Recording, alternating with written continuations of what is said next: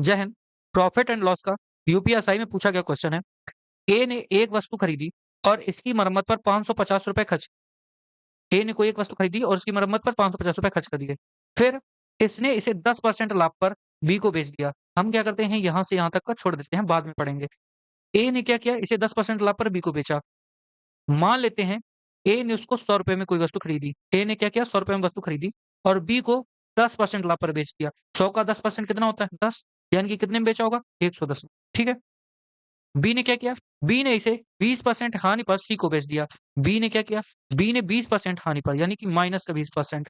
यानी कि 110 का 20% कितना होता है, 22 होता है। 110 का 20% कितना होगा, 22। यानी कि 110 में 22 घटा दो, कितना बचेगा, 88। बी ने 20% हानि यानी कि 88 रुपए में सी को बेच दिया।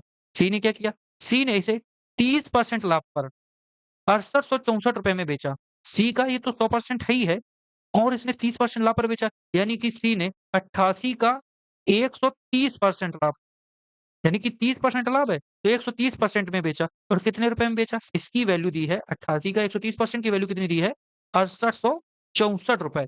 ये लिखा है ना, 6864 रुपए। ठीक है। यहां से क्या हुआ, परसेंटेज हटेगा तो नीचे जीरो आ जाएगा, 100 आ जाएगा। एक जीरो से जीरो कट जाएगा।